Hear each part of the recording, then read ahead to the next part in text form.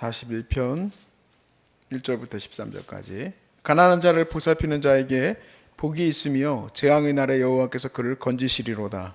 여호와께서 그를 지키사 살게 하시리니 그가 이 세상에서 복을 받을 것이라. 주여 그를 그 원수들의 뜻에 맡기지 마소서. 여호와께서 그를 병상에서 붙드시고 그가 누워 있을 때마다 그의 병을 고쳐 주시나이다. 내가 말하기를 여호와여 내게 은혜를 베푸소서. 내가 주께 범죄하였사오니 나를 고치소서 하였나이다. 나의 원수가 내게 대하여 악담하기를 그가 어느 때나 죽고 그의 이름이 언제나 없어질까 하며 나를 보러 와서는 거짓을 말하고 그의 중심에 악을 쌓았다가 나가서는 이를 널리 선포하오며 나를 미워하는 자가 다 하나같이 내게 대하여 수군거리고 나를 해하려고 꾀하며 이르기를 악한 병이 그에게 들었으니 이제 그가 눕고 다시 일어나지 못하리라 하오며 내가 신뢰하여 내 떡을 나눠 먹던 나의 가까운 친구들도 나를 대적하여 그의 발꿈치를 들었나이다. 그러하오나 주 여호와여 내게 은혜를 베푸시고 나를 일으키사 내가 그들에게 보응하게 하소서. 이로써 내 원수가 나를 이기지 못하오니 주께서 나를 기뻐하시는 줄을 내가 알았나이다.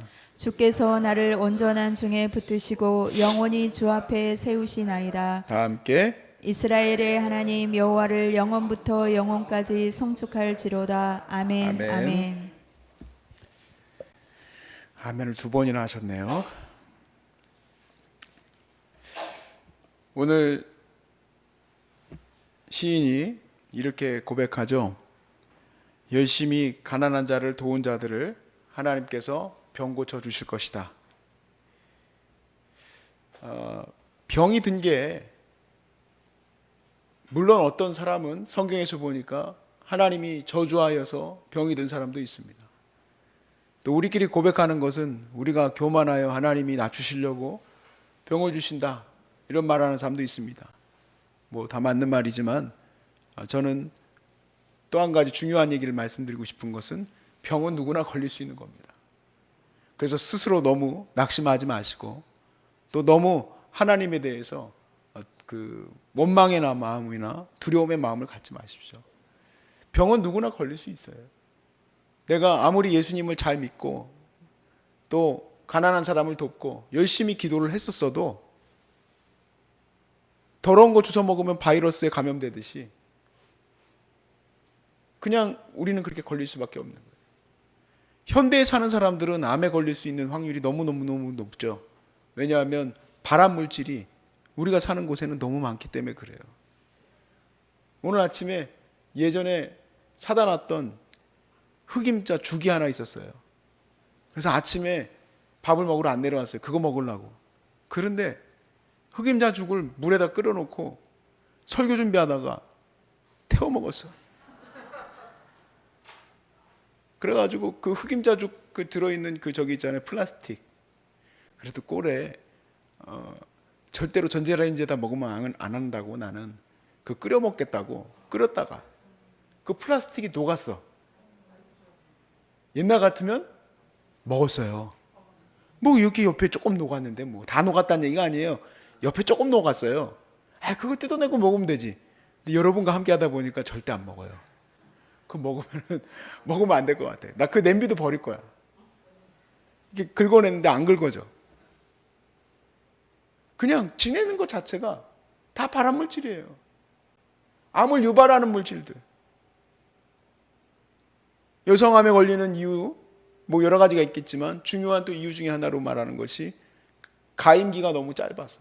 가임기가 아니라 임신 그 기간이 아이를 조금밖에 안 낳다 보니까 아이를 갖게 되면 몸에서 자연적으로 항암 물질이 계속 나오는데 몸을 건강하게 만들어요. 여자를 오히려 아이를 갖고 아이를 낳고 하는 이런 과정이 하나님이 처음 만드신 그 자연 자체가 좋은 것인데 지금은 뭐 그냥 딱 끊어버리니까 이 호르몬에 이상이 생겨요. 그렇게 여성암이 많이 생겼어요. 사실 60년대, 70년대까지만 해도 여성암은 우리나라하고는 전혀 상관없던 얘기를 해요. 그러니까 암에 걸릴 수밖에 없는 거예요. 그런데 이렇게 병이 누구나 걸릴 수 있지만 하나님이 그들을 건져주실 것이다 라고 선언을 해요. 오늘 요거에 대해서 얘기를 나눠봅시다. 도대체 하나님은 정말로 가난한 사람을 구제하고 섬기고 사랑하는 사람들에게는 더 많은 은혜를 주실 것인가? 이게 무슨 말일까? 시인이 지금 이렇게 주장한 것은 무슨 얘기일까? 자, 1절과 2절을 한번 보십시오. 가난한 자를 보살피는 자에게 복이 있으며 재앙의 날에 여호와께서 그를 건지시리로다. 여기 주목할 날이 있는데 재앙의 날입니다. 재앙의 날은 누구도 피할 수 없는 날이에요. 이스라엘에 재앙이 내렸을 때 아수르가 이스라엘을 무너뜨리고 또 그리고 바벨론이 유다를 무너뜨리는 그 재앙의 날을 피할 수가 없어요. 피할 수가 없는데 희한하게 남은 자가 있어요. 희한하게 구원을 얻은 자들이 있어요. 희한하게 포로로 잡혀갔지만 다니엘과 사드락과 메삭과 아벳느고와 같이 하나님의 은혜를 받는 자들이 있어요. 에스더와 같이 하나님의 은혜를 받는 자들이 있어요. 모르드게와 같이 죽음의 고비 앞에 놓여 있는데도 불구하고 그들이 은혜를 받는 자들이 있어요. 바로 그걸 말하는 겁니다. 재앙의 날은 누구나 당할 수밖에 없지만 하나님께서 건지시리로다. 여호와께서 그들을 지키시고 살게 하시리니 그가 이 세상에서, 이 세상, 우리가 이 땅에 이제 소망이 없잖아요. 근데 이 땅에 대한 삶에서도 하나님이 복을 주실 것이다 라는 거예요.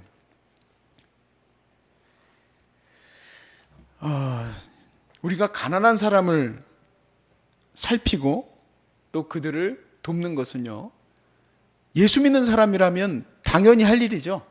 이거 뭐 덧붙여서 얘기할 것도 없고 뭐 따로 뭐 여러분 정신 개조하기 위해서 예수 믿는 사람들 데려다 놓고 성경 공부 6주 7주씩 해가지고 가르치려고 하는 게, 여러분 결국에는요, 예수 믿으면 가난한 사람 도와야 되는 겁니다. 이거 가르치려고 할 필요도 없어요. 이거는 우리 안에 이미 내재된 본성이에요. 선한 본성. 어려운 사람을 돕고자 하는 그러한 마음이 하나님이 새로 주어야 하는 마음이 아니에요. 이거는 당연히 우리가 해야 될 일이라는 걸 알고 있는데 예수 믿는 사람이라면 더 그래야 돼요. 왜냐하면 주님이 그렇게 하라고 하셨기 때문에. 주님이 그렇게 하라고 하셨어요. 그런데 성도가 당연히 해야 될 이 일이 또한 무슨 일이냐면 우리가 말세에 많은 환난과 어려움에서 피할 길이기도 해요. 이게 맞물려 있어요. 참 놀랍지 않습니까? 이게 같이 맞물려 있다는 게.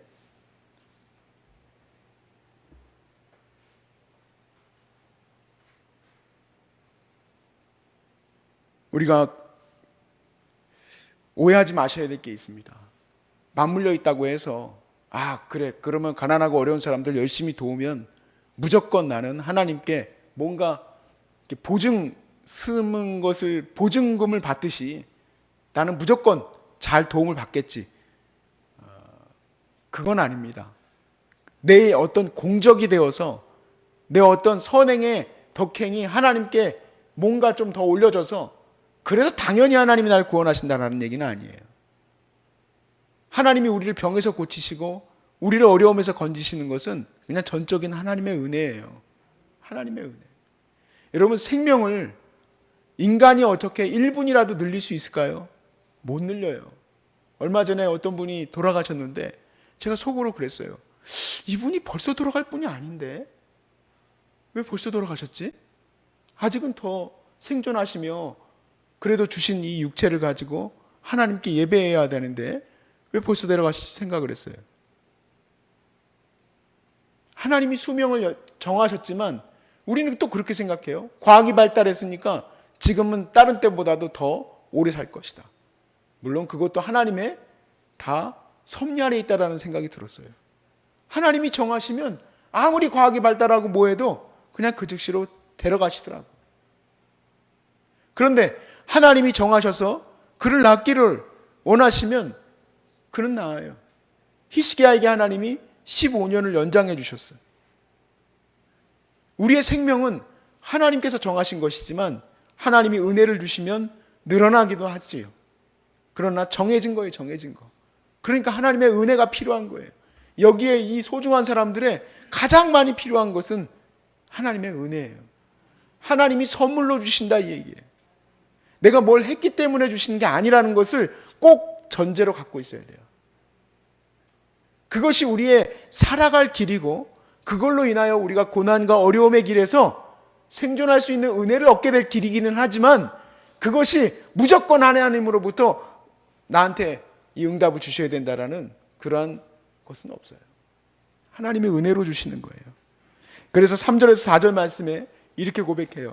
여호와께서 그를 병상에서 붙드시고 그가 누워 있을 때마다 그의 병을 고쳐 주시나이다. 그의 병을 고쳐 주셨어요. 가난한 자를 돕는 자를 계속 고쳐 주셨어요. 근데 그게 다 뭐냐? 그게 다 은혜예요, 은혜. 그냥 살아온 게 다 은혜예요. 내가 뭘 잘했기 때문에 한 게 아닙니다. 그래서 4절에 내가 말하기를 여호와여 내게 은혜를 베푸소서. 내가 주께 범죄하여 싸우니 나를 고치소서 하였나이다.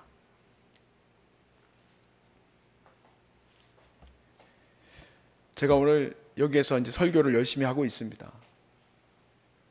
어제 저녁엔 좀 늦게 잤어요. 고민이 많고 어려움이 많아서가 아니라 우리 환우들과 함께 찬양할 곡을 최근에 열심히 하나 만든 게 하나 있었는데 그거 마무리 짓느라고 조금 늦게 잤어요. 그러니까 제가 늦게 잔 거는 행복한 늦게 잔 거야. 찬양도 만들고 여러분과 함께 찬양도 하고 할 마음이 너무 기뻤어요. 아침까지 그거 다듬다가 밥도 못 먹었어. 불태워버리고. 여기 설교할 때도 설교 준비도 잘 해가지고 여러분과 함께 설교도 나눠요. 근데 이게요, 내가 잘해서 그런 게 아니에요. 은혜. 그 은혜를 쭉 생각해 봤어. 저희 외할아버지 외할머니는 북에 살다가 북에 살았다는 게 6.25 전의 얘기니까 북한 사람이 아니고 그 시절 원래 살았다가 6.25가 터져서 이쪽으로 피난 왔어요. 근데 피난 왔던 때의 그런 과정들을 제가 언뜻 듣게 됐었는데 죽을 고비를 많이 넘겼죠. 근데 생존했어요. 살았어요. 저희 어머니도 죽을 고비를 많이 넘기고 어려움을 많이 당하고 고난을 많이 당했어요. 그런데도 지금까지 잘 하나님의 은혜 안에 살고 있어요. 근데 그 과정들을 살펴보니까 참 그렇구나. 그런 어려움, 그런 6.25 전쟁과 또 그 모든 어려움, 가난, 또 괴로움, 모든 질병 가운데에서 어떻게 헤쳐나올 수 있었을까? 굳이 막 자기가 헤쳐나오려고 한 것은 아니고 어떻게 살다 보니까 그렇게 됐는데 그 길을 보니 가난한 자를 도왔기 때문에. 저희 외할머니 이제 인천 쪽에 자리를 잡게 됐을 때 그때는 젊은 아줌마죠. 그랬는데 그때 당시에 공산당에 쫓겨서, 왜냐면 이제 명단을 다 갖고 있잖아요. 목사들 죽이겠다고 쫓아다니는데 목사님들 7분이 도망가다가 저희 외할머니 집에 들어왔어요. 우리 좀 숨겨주십시오, 아주머니. 7명, 한 명도 아니고 숨겨줘요 말아요. 숨겨주기 어렵죠. 숨겨줬다가 나도 죽는데 다락방에 숨겨줬어요. 그리고 하나님께 감사했어요. 하나님, 내가 한 명 목사님을 섬기기도 어려운데 7분이나 섬기게 해주셔서 감사합니다. 몇 날 며칠을 그 피난하고 전쟁 일어나고 이런 때에 여러분 밥 먹기도 힘들지 않아요? 근데 하나님이 밥 먹을 것을 7분 목사님도 섬길 수 있을 만큼 허락하신 거예요. 마을 앞쪽에 결핵 때문에 거적대기에 말려가지고 죽어가던 한 청년.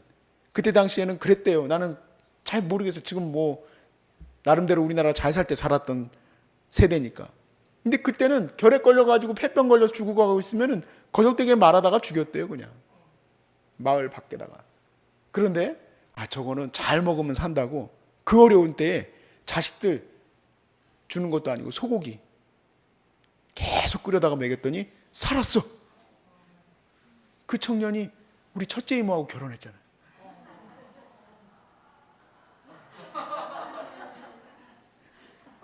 그 청년 잘생겼어요. 지금은 돌아가셔서 그분도 나이가 많아가지고 큰 이모부예요. 나중에는 뺑소니차 할머니가 나이가 많이 들어서 새벽 예배 갈 수도 없는데 굳이 가겠다고 나섰다가 그날 새벽에 차에 치였어요. 근데 뺑소니차 잡아가지고 했는데 그 뺑소니 운전자에게 복음 전하시려고 용서하시고, 당신이 교회 가가지고 주보 한 달치만 갖고 오면 내가 용서해 주겠다. 그래가지고 그분도 용서하고 사랑으로 섬겼어요. 저희 어머니가 그 많은 어려움 가운데 살아온 그 과정 제가 일부러 말씀드릴 것도 없어요. 다 그 우리가 살아온 과정을 보면 두 개가 맞닿아 있어요. 이 대한민국, 역동의 대한민국과 그곳에서 생존하는 길은 여기 1절과 2절에서 말한 것과 같아요. 가난한 자를 돕는 자를 하나님이 지키시고 살피셔요. 그리고 그 지키고 살피심이 그 대를 이은 자녀들에게도 은혜를 많이 주세요. 은혜를 많이 주세요, 여러분. 자식에게 100만 원 주는 것보다 1000만 원 주는 것보다 더 좋은 거 알려드릴게요. 여러분이 그만큼 섬겨보세요. 그러면 하나님이 그것을 꾸었다고 생각을 하신대요. 야, 이 말씀 참 기가 막혀요. 잠언서 말씀인데요. 잠언서 19장 17절 말씀에 보면 이렇게 돼 있어요. 가난한 자를 불쌍히 여기는 것은 여호와께 꾸이는 것이니 그 선행을 갚아 주시리라.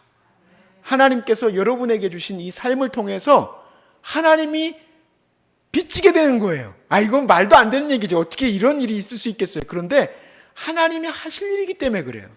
하나님은 고아와 과부를 사랑하시고 그들을 도와주고 싶어 하시고, 이렇게 병든 자들이 하나님의 은혜를 입기를 바라신다 이 얘기예요. 저는 제가 늘 제 스스로가 늘 부족하여서 어제도 하나님 앞에 내가 죄송하다 그랬어요. 하나님, 내가 부족해서 어제 누가 나한테 이렇게 뭘 부탁을 했고 누가 나한테 전화를 했었었는데 다 내가 못했어. 요즘에 정신이 팔렸나? 어디에 정신이 팔렸나? 그놈의 찬양 만드는 거에 갑자기 정신이 팔려서 죄송합니다.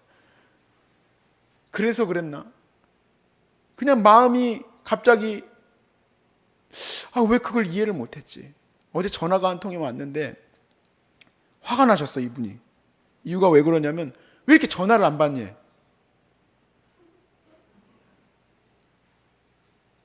제가 할 말이 없었어요.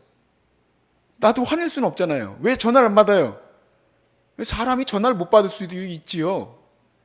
그게 아니고 죄송하다는 말밖에 안 나왔어. 이렇게 힘들고 어려우신 분들이 여기 소중한 사람들을 찾아서 전화를 그렇게 주셨는데 전화를 내가 못 받았어. 여러분한테도 미안합니다. 전화 못 받아서. 혹시라도 저 때문에 화나셨던 분 용서해 주세요. 제가 어제 회개를 많이 했어요. 그래서 하나님 앞에 이 목사한테 전화 받는 거 하나 맡겼더니 되게 못한다. 너 그렇게 할래? 혼나는 거. 저는 어차피 종이니까 그렇게 해야지, 열심히 해야지. 하나님이 나 고용하셨잖아. 여기 와서 섬기라고. 그런데 여러분이 고용하지도 않았고 그냥 열심히 살아가다가 이렇게 섬기는 마음을 갖게 되시는 것, 하나님이 그냥 지나가는 법이 있어요, 없어요? 없어. 하나님은 그러는 법이 없으세요. 오히려 하나 내어드리면 열을 주시는 분이시지. 열을 주시는 분이셔. 사랑하는 여러분, 하나님께 꾸이는 일을 한번 우리가 시작해 볼까요? 조금 다른 도전이고 적용입니다만은, 제가 그래서 이 말씀을 마치며 이런 적용을 얻게 됐어요. 여기가 비록 우리가 암이 들어서 낮아져서 여기에 왔지만, 결국에 나를 낮아지게 하신 거, 나 병들게 해가지고 고생시키려고 여기 보냈구나, 그게 아니라 나에게 섬길 마음을 주셨다는 거예요. 여기 복받을 자리로 하나님 주셨다는 거예요. 우리 여기 계신 분들 중에서 원래는 잘 건강하게 사시다가 암에 걸리셨던 분 있어요. 나이 들어가지고. 누구라고 말씀을 안 드려도 여러분은 아실 거예요. 근데 그분이 그런 고백을 해요. 내가 암에 들고 나니 이제 암 환자의 어려움과 아픔을 알겠다는 거예요. 이렇게 병든 사람 아픈 거, 괴로운 거 여러분 모르셨잖아요. 저도 몰랐어요. 제가 여러분 너무 암 환자하고 지내다가 어느 날 정상인들이 모여있는 교회 가가지고 집회를 인도할 기회가 있었었는데, 여러분 암 환자들 계속 하다 보니까 이 사람들이 재미가 없어해. 나는 암 환자 아닌데 왜 자꾸 암 환자 얘기할까? 그렇구나. 일반 교회 사람들은 암과는 아무 생각 없이 살아가는구나. 여러분도 그런 얘기 하셨잖아요. 난 생각도 못했다고. 이 세상에 누가 암에 걸릴 거 생각하고 사는 사람이 어디 있어요? 생각도 못했다고. 그런데 이 자리가 생각도 못해서 암에 걸려서 왔지만 여기 사실 하나님의 은혜를 얻을 수 있는 귀한 자리인 것을 여러분 느끼시길 바랍니다. 여러분의 작은 기도들, 여러분의 작은 사랑하는 마음들, 그것들이 하나님 앞에 꾸이는 일이에요. 여러분이 섬기기 위하여서 헌신했던 것들이 하나님 앞에 꾸이는 일이 돼요. 여러분을 반드시 병상에서 일으켜 주시길 바랍니다. 그 은혜를 주셨으면 좋겠고, 지금은 바로 이런 재앙의 날이에요. 지금은 이렇게 어려움의 때예요. 그런데 이 어려운 이 시대에 여러분을 주의 종으로 삼아서, 청지기로 삼아서 이 일을 맡기시길 바랍니다. 이전에는 여러분이 내가 그거에 대한 종이라고 생각도 안 하셨을 거예요. 저도 암 환자 도울 생각도 못 해봤습니다. 근데 여기서 이렇게 섬기기 시작하면은요, 그 다음부터는 종이에요, 종. 하나님이 일을 맡기신 청지기예요. 청지기는 끝까지 충성하고 사명 완수하는 거예요. 그러니 여러분, 여기서 주님의 청지기로 고용되시기 바라요. 주님의 거룩한 종으로 사명감을 받으시길 바랍니다. 그래서 앞으로 더 많은 암 환자가 생기게 됐을 때 여러분을 통해서 그 많은 암 환자들이 나음을 얻는 은혜를 입기를 바라고, 기도의 은혜를 얻기를 바라고, 또 섬김의 은혜를 얻기를 주의 이름으로 축복합니다. 그리하면 여러분도 이 어려움의 때에 잘 이겨나가시고, 그 또 은혜가 여러분의 대를 이어서 계속해서 흘러갈 수 있기를 주의 이름으로 축복합니다.